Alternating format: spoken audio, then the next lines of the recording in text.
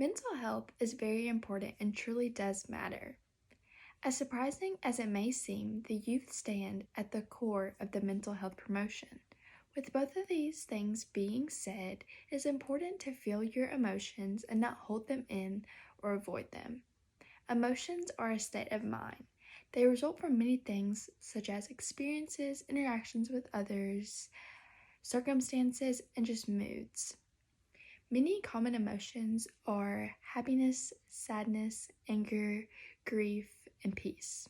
The list of emotions go on and on and on. According to a website, humans have 27 distinct emotions. They are all connected in their own ways. To start off, let's talk about why it is so important to feel your emotions. You hear all the time, it is okay not to be okay. But how many people truly take this in? No matter what you are feeling, it is important to let yourself feel that emotion. If it's sadness, it's important to feel sad. As bad as it may seem, and no one wants to be sad, you need to feel your feeling in order to get over it and move on from it. If it's happiness, you need to know you deserve that happiness and should be celebrating in that happiness. There are many different emotions, but you should still feel them in order to fully take them in, or if it is sadness, grief, anger, fully get over that emotion. But many people will pick to avoid their feelings. Even I do, and I'm working on that. The root of not feeling your emotions is either avoiding the truth or having fear that you'll look weak. Going back to avoiding the truth. This often goes in hand with sadness or grief or even anger.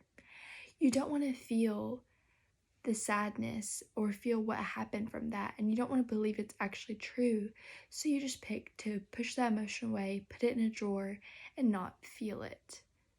And that is not okay, because like I said earlier, in order to get over something, you need to feel it and sit in it.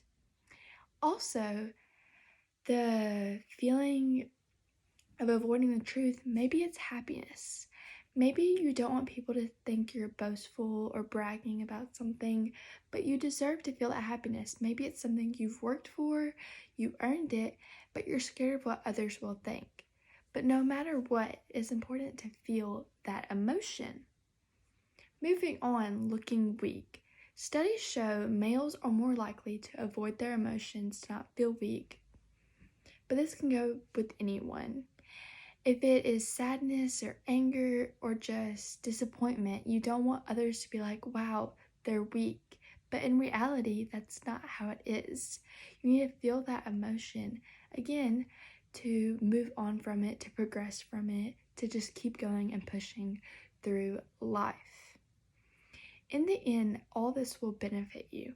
Fully feeling your emotions will greatly benefit your mental health. And like I said earlier, mental health is very important. Just as much as your physical health is important, mental health is important. And it's not as talked about as your physical health might be, but it can benefit you so much, just like your physical health. So no matter what emotion that you are facing, fully feeling it will leave you with greater peace. And when you have the emotion of peace, you should rejoice. Peace is one of the greatest feelings you can feel.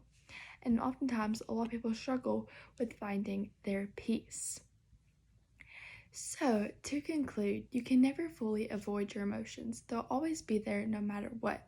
They don't just grow legs and walk away. It is important to feel them, to fully take them in. Oftentimes, people will just try to push them away, avoid them, and think they're not real. But in the end, this will never work forever, and they're gonna come back. And sometimes they'll even come back worse if you choose to avoid them, and then they'll just grow on to going downhill and getting worse. People will greatly benefit their own mental health by feeling, sitting, and just accepting their emotions. No matter what emotion you may be feeling, they are all valid, and it is very important to feel them.